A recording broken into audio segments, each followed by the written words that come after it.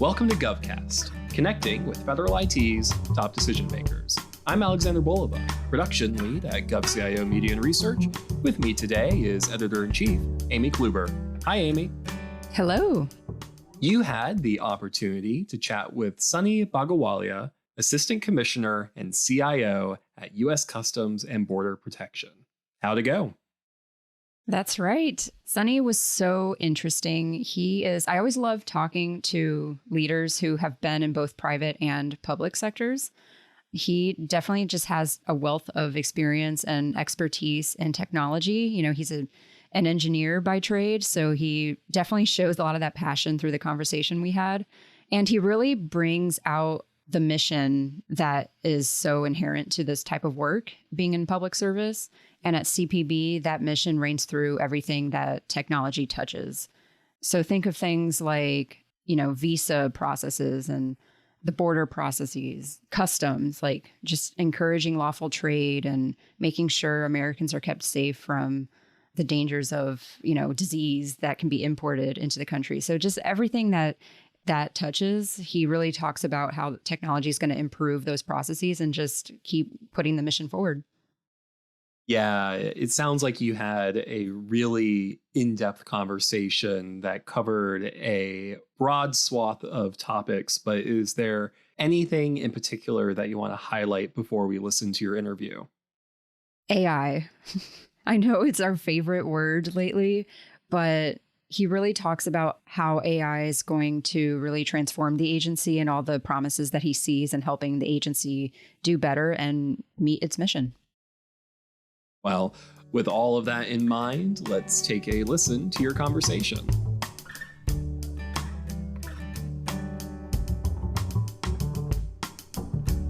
Sonny, good to have you on the show. I'm really excited to talk more about some of your priorities in technology and all the fantastic things that are going on right now at CPB. So thank you so much for joining. Yeah, thanks, Amy. I really appreciate it and glad to be here. It's definitely a transformative time we are in right now. There's a quickly changing cybersecurity landscape that has become concerning for all aspects of society. And I know for your agency that hits pretty close to home in some ways when we think about the CBP mission. So I wanted to get a take from you. How are you seeing the tech and security landscape changing, and how is it impacting your priorities at the agency? Yeah, but first of all, greetings from obviously U.S. Customs and Border Protection, CBP. Certainly an honor to be here today to discuss our tech priorities and performance of our important 24/7 mission. And there's a lot of transformation that we're doing, and technology and data and cybersecurity pervades everything that we do. It's in all aspects of our operations and society today. And, our mission is quite broad. It's protect the American people, safeguard our borders, and enhance the nation's economic prosperity. So that's a pretty wide-ranging mission. So clearly, I think technology and cybersecurity is part of 6 priorities that we are certainly focused on. And let me talk about technology and cybersecurity landscape specifically. As you can tell, having done this for 38 years now, long ago when I joined a Fortune 20 company and then rose up to be a chief engineer, and from there, served for 14 years there, and then came into government and have served for 24 years, out of which 21 in federal government and 3 in state government. I've seen a lot in our country. And I've never seen a time where technology pervades everything in what we do, where you can have such an impact. You have artificial intelligence, machine learning on one side with a lot of benefits and some areas of concern.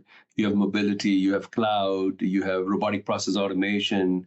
You have all this data coming at you that all we got to make sense of. So it's a lot going on. So technology continues to advance at a rapid pace, including the complexity and persistence of our adversaries, who seek to disrupt us and damage our organization and our country. And we are a nation of laws, and unfortunately, some of these adversaries are not. And so it's easy for them to kind of keep attacking, but it's we have to defend by the rules. And so it's a little bit tougher, but we are the best in what we do. But it takes a lot of effort So I think cybersecurity is now increasing importance. At one time, it used to be called information assurance, and now it's the new phrase called cybersecurity. But some of us who have been practicing, being practitioners for decades, know that it's at the end of the day, it's about information. What data is really sensitive and in what context, and then what are some of the things that we need to look at. So it is very important to OIT, CBP, and DHS priority. So I've advocated for such advanced capabilities like cyber threat intelligence, cyber threat hunt, insider threat capabilities, improved event logging, monitoring and alerting capabilities on the cyber side of it. We are using anything from in new areas of looking into deception technology, user activity monitoring, entity behavior analytics, all this stuff. And that's really key to making sure that we stay ahead of the game. We process about 172 petabytes of information across our network every day. So it's like a couple of Fortune 20 companies in once every day. And we are withstanding over 100 million attempts on us a day in cyber as well. We also, while we're doing this, we're processing something like 10 billion with the B data exchanges a day, transactions a day, and about 40 to 50 billion data exchanges a day. So when you look at this sort of landscape, we're talking about one of the largest civilian agencies in terms of, or largest in terms of just size, scope, complexity of task because of the mission that I talked about earlier. There's also emerging technologies on the other side of it, like artificial intelligence and in large language models, which is making us rethink how the organization will operate into the future. This could range from resource allocation to workforce training, to greater data exploitation, so that we can have more flexibility in how we use the resources more smartly, so work smarter, not just harder, but also do it, with ethics and governance. That's a very important point.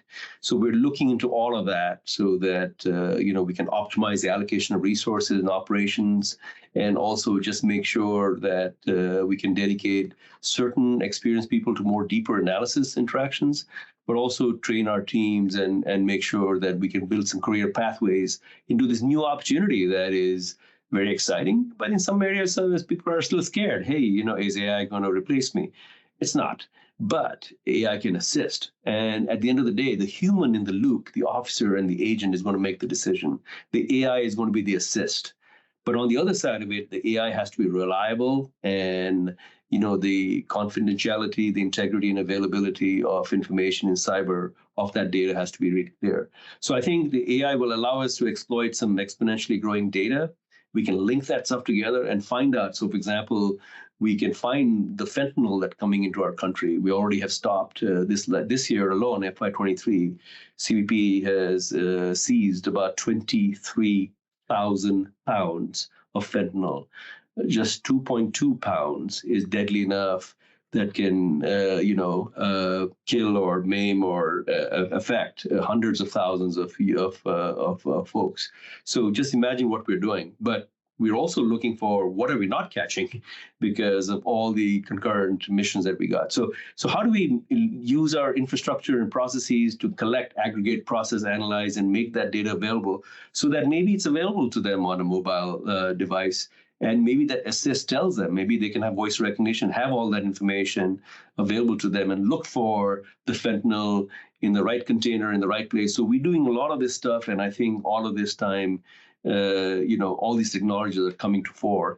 And so it's a very exciting time. It's a very busy time, and certainly also a little scary time because cyber also has become a concern in addition to all the wonderful things that technology does for us. That cybersecurity element definitely feels heavier now, especially with things going on in the world. But as you mentioned, the opportunities for how technology can make really good impacts are kind of exciting. When it comes to CBP's mission with engaging with the public, and, it's twofold. You're encouraging legal trade, but you're also needing to secure the border. And so technology has a lot of promise with things like the customer experience. How are you thinking about how technology is going to pave the way for improving that experience that people deal with daily with the agency? Yeah, that's a great question. So I think when I was, after I left the Boeing company and joined the government, I joined the FBI and then I eventually became an assistant director in the FBI and one of the deputies to the CIO. And at that time, we were involved with so many things that helped the FBI after 9/11 to get better with technology and cybersecurity. We were there also when, Hansen was an insider, a sort of a double agent for the Russians, and we caught him, or not we, meaning the FBI, not me, but all of that stuff. So those were very interesting times. Now you can see the same challenge where the level of threat has gone much bigger. Okay, so when I left the FBI, I became Interior CIO and have served across our great country in various roles. Since then, I went to GSA. After that, I left and went to GSA as a Deputy Associate Administrator. And there were two of us. One handled something called CX, which is called Citizen Experience. And then I handled a lot of the federal programs like Cloud, Data.gov, FedRAMP, and other kinds of programs as one of the executives. So I've seen this whole journey come full circle. And now the CX is called customer experience. So it's citizen experience, customer experience. It's how do you define a customer? But you're right. All these the world has gone digital and is getting more and more digital. Things used to be in paper-based, were the official system of record. So I think customers' experience now in CX is a key element, how we can effectively support our mission operations, because a lot of the stuff that we do is now digital, and how we interact with all the stakeholders. We have several thousands of trade partners. We have several thousand people who tens of thousands of trade partners. We deal with a huge amount of, obviously, as you can see, various parts of our mission that, CX improvements will lead to a better digital experience for our customers and efficiency in their process. In fact, we have also done a digital readiness benchmark, and I think we were one of the first agencies to do this. And one of those digital readiness has shown us that we're pretty good in some areas, but there are obviously some areas of improvement. And then on December 2021, the CX importance was underscored by President Biden when he signed the executive order on transforming federal customer experience and service delivery to rebuild trust in government. So this executive order clearly, gave us how to design and deliver services that are more equitable, accessible, effective, and reduce the burden placed on the public from federal services, so that processes and programs, so that you can build trust and credibility in how we serve them. So the CX, in our opinion, is the perception that there's satisfaction in how the public deals with an agency, product, or service. I've also been a state government CIO, so I'm one of the few who's kind of got experiences all over the place. So, when you're a state government CIO, the public comes straight up to your doorstep, and they're like, "Hey, my stuff doesn't work," or "Yes, it does work," I need something for camping or boating or whatever they want to do. So in Hawaii, that's what they would ask me, like, "Hey, where's my stuff?"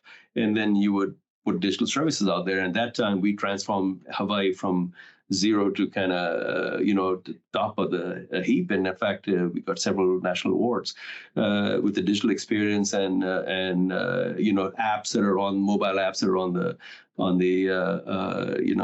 that they could interact with the public and directly with the government. And since then, my successors have even taken it even further. So that's good.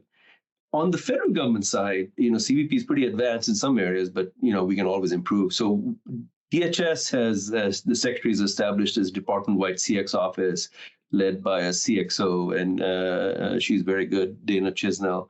And there's an initiative to build CX capacity and maturity. So we are one of the 35 high-impact service providers, along with USCIS, FEMA, and TSA, our sister agencies within DHS. And the idea is to achieve these objectives by the EO and the President's management agenda. So there's several examples of CBP customers and examples of touch points as to when they engage with CBP products and services. So example is, if you're a U.S. citizen and you're a traveler, you're using a U.S., you're using the Trusted Traveler Program or mobile passport control. You can check the CBP website. You can have general interaction with CBP at our 328 ports of entry. You can declare goods, pay duties, and all that. So digital from that standpoint. If you're a non-U.S. citizen, traveler, border, you are accessing the I-94 website or the CBP One app.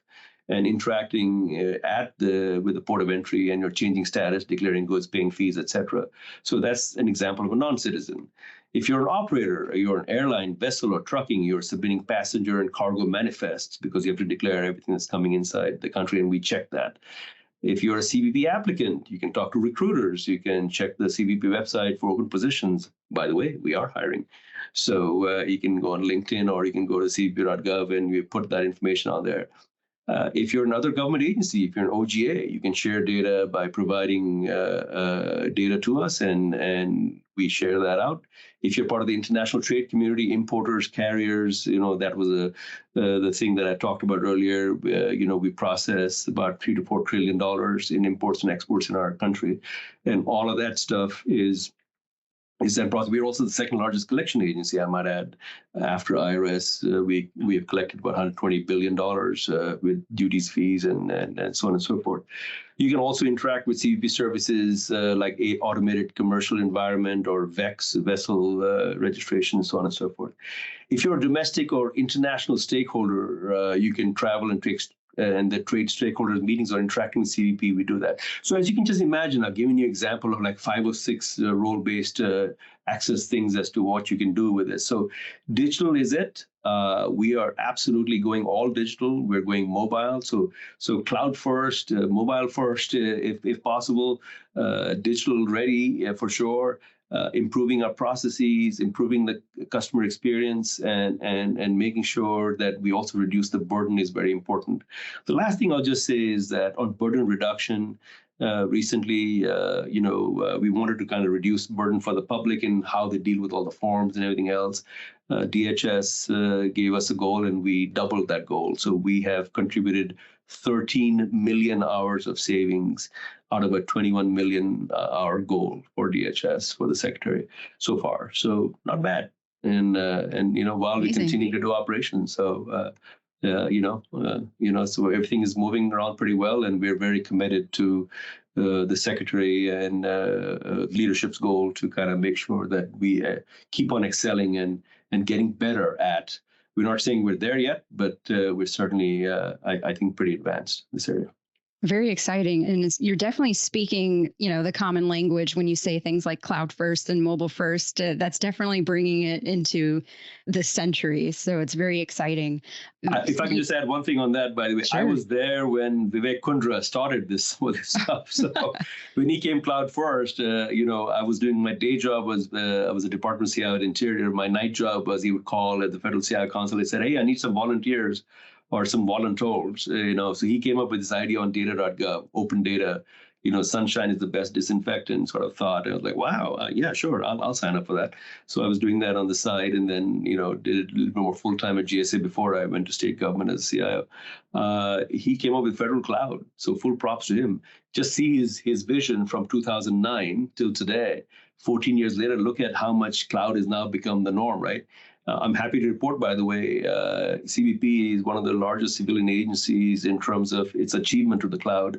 We're exceeded our 70% goal for FY25 3 months in advance of 277 apps portfolio. That's a pretty large portfolio. We are one of the first agencies to be at this level of migration already ahead of schedule into the cloud. So there you go. So yeah, cloud first, mobile first, digital always. These are the kind of things that we're trying, and obviously, security is built in throughout the process. Definitely. I like earlier when you gave kind of a rundown of your experience, both within state and local government, federal, and of course, private sector. I imagine the environment is a little different compared to, the private sector at CPB. So I'm curious, what is unique about the agency that is kind of impacting how you're thinking about modernization and all the hurdles you have to jump through just to get to that cloud first and mobile first, reality. I'm reminded of one of our former presidents, obviously, Mr. Roosevelt, who kind of said the man in the arena or person in the arena. I'd say I've been one of those folks who served and run to the front line, not away from the front line. So even when I was in industry, I was in a big company, a Fortune 20 company at the time. But Boeing company, I served with NASA, DoD, Intel community kind of clients. I learned about some of the great things going on in our country. When I joined the FBI, I've seen how you have to safeguard and protect at that time, and saw the country from that time. When I was in Interior Department, I saw how sort of it's the Department of America in a way, how it from our parks to I've also served with Native Americans as the first CIO to kind of serve the 562 nationally recognized, federally recognized tribes. I've actually been to our country, to the remotest parts, and seen how what America. So America is not just DC, right? You got to go out Right. there, and obviously since then in Hawaii as a state government CIO, I've actually seen how state government works, including with hooking up with state and local. That's the only one I'm not served in. I've done the others, and then now in Treasury CIO, and then here CBP CIO. So I think I've seen the world from different aspects, and I think to your point, the unique challenge is I think CBP is probably one of the best I've ever seen in terms of how well this group and how committed people are. I am absolutely blown away by what my compatriots and I have to do every day. So when I gave you those stats earlier, you may like, wow, that's a lot. That's what's going in our country, and to safeguard our country and our people, we the agents and officers here have done an amazing job every day, and that's why the support staff, like myself and others, are really, should we say, inspired to kind of keep working that. So we are the largest IT organization in the Department of Homeland Security, including pay and stuff. We have a budget of about 1.8 billion. We play a very important role in protecting the American people, safeguarding our borders, and enhancing the nation's economic prosperity, because everything is based on now data, technology, cybersecurity, and all the other stuff flowing through that. And now innovation is also there. So my main goals are, what I've seen different is previously the government would be looked at as, maybe a little bit behind industry. But the industry is very focused on, a profit motive. Government is focused on mission delivery. So I have seen that you cannot buy the care and the commitment to mission that people have here for the country. You can't buy it. So that's the first difference that I see. I think I see the excellence that's here is equal to or better than industry because of that same care that people have. But on the other hand, we make it a bachelor's environment, meaning that industry's with us, in the front lines with us.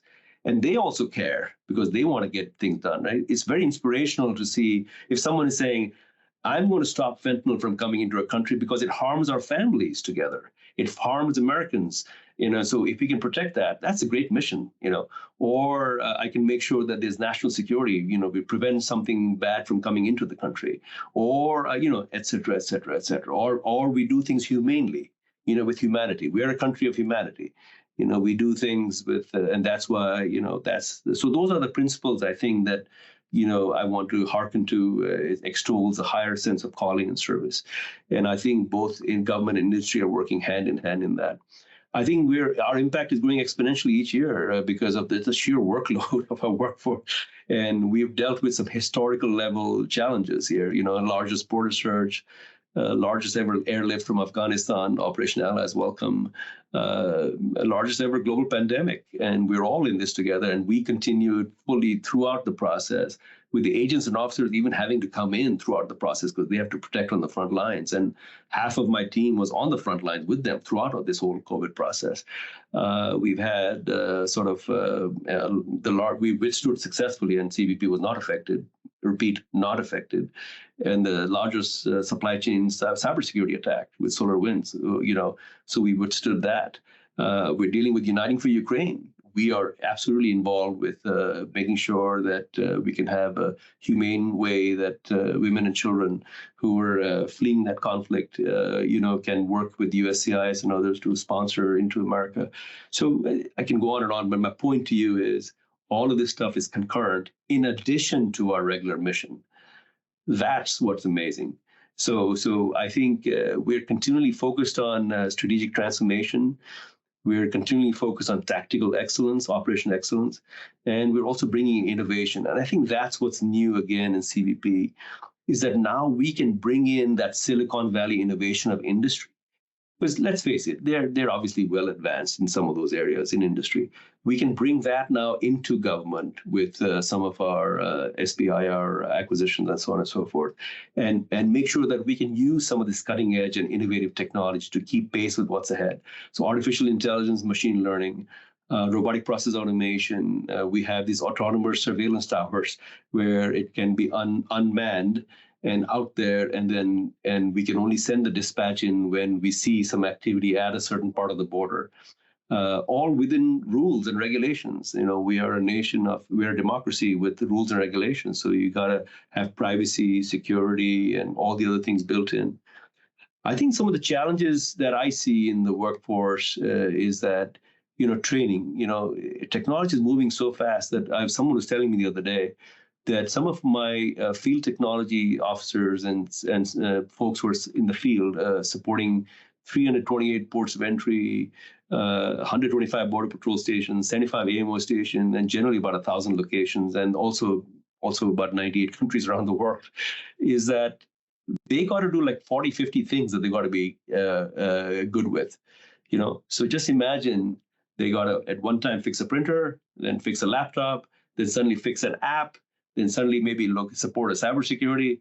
That's a lot, right? So I think training on these new technologies is going to be important.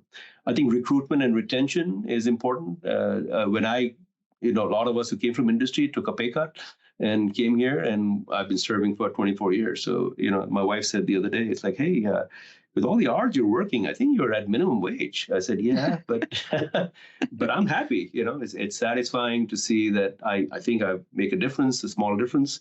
And so, but still, on the other hand, recruitment, retention, because you can certainly make more money in industry and go on the other side, and that's fine. We're a capitalist society, so I think attracting and retaining the top IT talent can be a challenge, and so that's a challenge. But a lot of people who are here choose to be here because they love the mission. But it's tough. Let me tell you, those days that we don't do 40-hour weeks. So I think funding and resources is another issue. I think the days of where all the funding would come in at the last time and last minute, and so we have been very, very frugal and good public stewards in making sure that we are achieving best ever results for our trusted partners. So the trusted partnership is another thing that I have started, where within 20 offices within CBP, with DHS, with other government agencies, with our 60,000 partners and our 98 countries, that we are delivering despite these budget cuts, because we're focused on very specific services and making sure that we can meet those things. And there's a certain urgency and a certain, should we say, energy that comes in from serving. Like, for example, when Operation Allies Welcome came from Afghanistan and they wanted us to fix that, we had deployed to 7 other countries and we were delivering software. So I have 240 teams. Let me repeat it again. 240 software agile teams that deliver software every 2 weeks, or faster sometimes, or longer, depending on what the requirements are incrementally. We were delivering some of those capabilities in days, because someone was out there and saying, I can't make this work. They're right here. I've got all these women and children. I gotta help. And so we were like, the software would be written here. The time zone would be different. We would deploy that capability. We use facial recognition. We would check that up all the way up to the national security checks that we had to do. Everyone was scrambling, but people came together. And to me, that's where, I've seen this in 9/11. I also saw that. That's where I've seen the American spirit really come to fore in a way that, it was really inspiring, really, really inspiring. I'm getting a little emotional here. But it was great to see that, we honored our obligations, and some of the women and children who came in and who said, got saved, have an opportunity to live the American dream. So, great. Also, I think organizational design is a big thing. I think going to cloud-based system and implementation of zero trust. So we are implementing the zero trust principle. So the zero trust framework that the White House came up with, which is good for America in general, and just basically trust no one and verify everything, is a key principle that we're doing. So I think all of this stuff that we're doing with this new technology landscape is very important. While we're doing all of this stuff, the video is going high definition. The pictures are going high definition. There's more data coming in. There's more stuff that we can link together within rules and regulations. If we had some of the rules and regulations or no rules and regulations like other countries or adversaries, we can connect dots much easier, no problem. It'd be an easy job. It's hard because we have to live by a very set of, we're a democracy. And like I said, we live by many principles that, but still, we do a really good job on it. And so I think overall, to answer your question, couldn't be prouder of a great agency like CBP and what it does. And certainly, once you go through CBP, you can be rest assured you are performing at the top level. And I can speak from experience. I have been at those levels. I have been a 5-time CIO. I have served in a Fortune 20 company. I have been a chief engineer and an associate technical fellow. I can speak with some credibility that when I say that it is certainly an honor and privilege to serve in a great agency. And I might add, it is all of us together. My industry partners who are here with us are just as much to give credit to than the government staff. So I think that's what it takes. So sorry, a bit on the soapbox there, but that's a great question, and I feel very strongly about it. And that's what makes our country great, in my view. I definitely hear that sense of mission throughout everything you were just explaining about how the technology is going to make impact. And I know you mentioned a lot about the cybersecurity priorities and some of the emerging technologies that can have a lot of promise in some of those missions. So looking toward the near future, is there anything in particular that you're really excited about on the horizon, considering all these initiatives? Yeah, I think 4 or 5 quick things I think we should go through. I think there are a lot of, first of all, it has to be use case based, meaning that operational efficiencies, automation, effectiveness, accuracy, so that we can automate tasks. We can use real-time data analysis and response. We can use tagging of images and video, pattern recognition response. So we should always figure out these principles that we got to use to make sure that the use case drives it. The mission drives the technology. I'm an engineer, so I have a bachelor's and master's in electrical engineering. I also have another master's in management. I have CIO certifications. I have 38 years and all this stuff. But all the stuff that I learned, I learned more on the streets when I came to work, and I realized I got to put this to what end, right? And sometimes back in the day when I was an engineer, I used to have a pocket protector, by the way, Amy. So, when I was in NASA, I had a NASA pocket protector. You had to have one back in the day. But when you did that, now you're in this area, you realize, oh my goodness, it's not about the technology driving the mission. It's mission driving the technology. And technology is in response to a requirement, not in search of a requirement, or not in search of a solution, right? So it's solutions in response to problems, my point. And I think the mission drives the technology. Once you have that, then you can open your mind into what are some of the solutions that we need. So all the stuff that I talked about here are capabilities that technology can provide. But at the end of the day, it's about the mission. So what is the mission? Cargo screening, let's try that.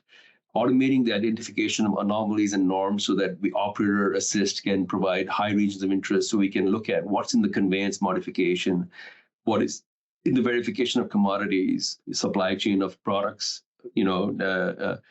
counterfeit goods or bad stuff that can harm us, finding it and screening it, stopping it, or passing it through faster. Foodstuffs can be fine. But on the other hand, agriculture, some of the stuff can destroy all our crops in our country. We can't do that. So all of that stuff, so cargo screening is one.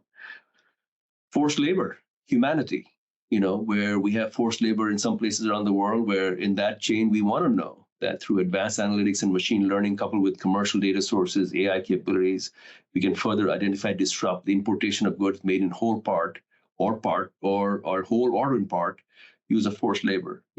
We have to be humane in terms of where this thing is coming. So we obviously always want to help, folks around the world and even in America, but you got to be done in a humane way. So forced labor is another thing. And as you know, what we're doing with the UFLPA, with the China Uyghur Act and all that kind of stuff. Another one is to go a little bit on the technical side, video and image redaction. So we can identify objects and models, and we can identify where these things are detected, label it, perform a redaction on it if it contains personal sensitive information, and zero in on what the issue is. So if someone leaves a certain kind of package, all the rest of the people are not to be, they're not the subject of interest or person of interest. But someone is the person of interest if they left with unattended baggage and it could have a bomb in there. We want to know. or they left something else in there, we can track it now, automate it through processing all this stuff. So that redaction, take everything else out, focus in on what needs to be looked at. The other thing, just segueing into that, is object identification. Using computer vision software, we can detect, track after our activities.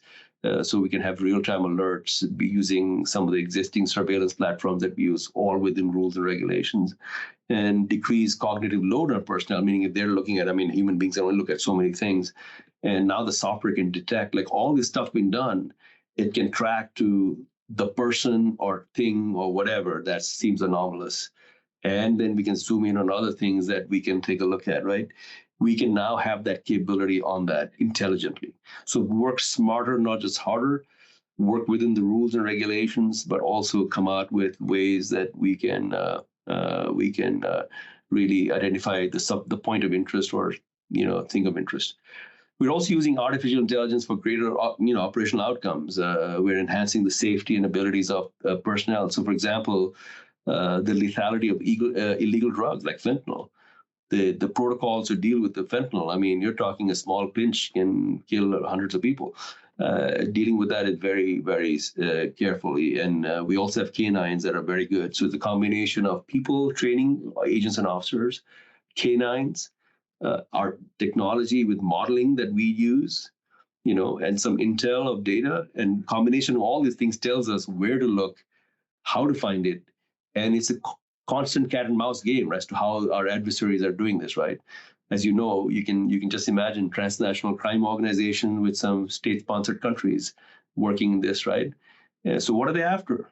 Maybe to weaken America. I don't know, but there's a lot of stuff, right? We gotta protect our people. So I think, but dealing with that, AI can help us limit and reduce or remove human exposure to keep our people safe by telling us where to look, what's in there, what are the precursors, what to watch out for. Just imagine if you had that chemical composition and say, don't touch that, or be 20 feet away from that, or whatever. And it gives you all that information on your mobile phone in advance or something like that. You see that you can expand the perimeter and be more safe.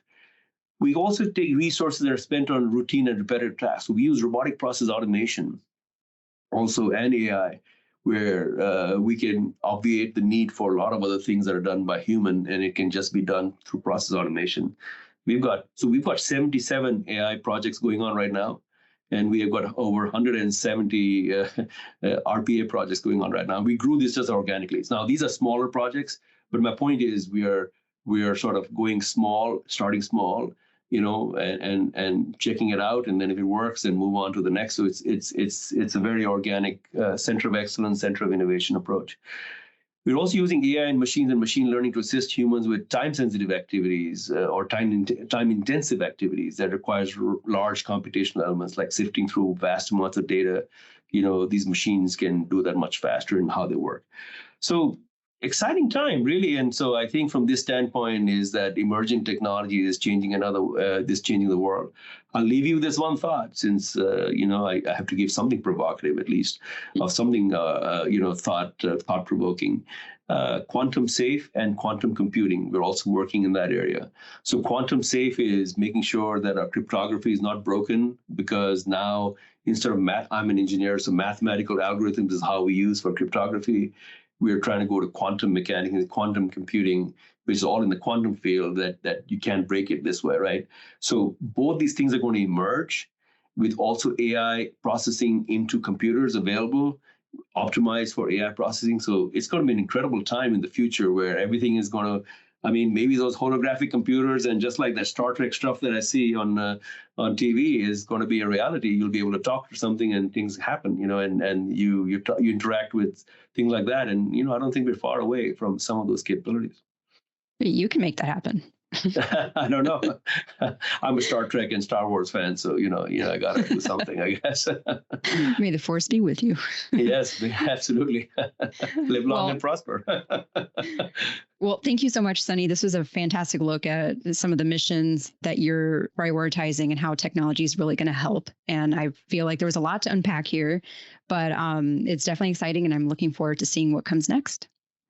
Absolutely. I really appreciate it. I think with all the things that are coming in on the skill of our workforce, being more cyber vigilant, looking at all this emerging technology, looking at all this quantum computing and all this other stuff, I think there's going to be a lot of things for us to do. And I think it's going to take all of us to work together and push this envelope further. So I appreciate the opportunity. Have a great day and have a great week. Thank you. Absolutely. Thank you.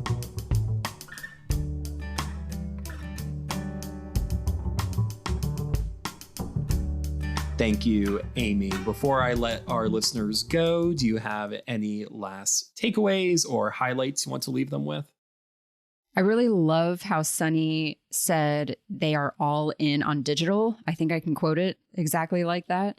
It's really exciting to see kind of like the legacy modernization going on with removing the legacy systems and getting into all digital with the cloud and the mobile. So I'm really glad Sonny kind of broke it down for us, and it's really something to look forward to.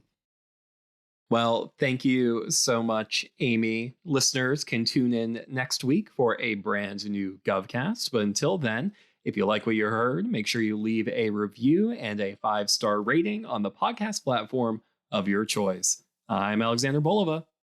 I'm Amy Kluber. Thank you for listening.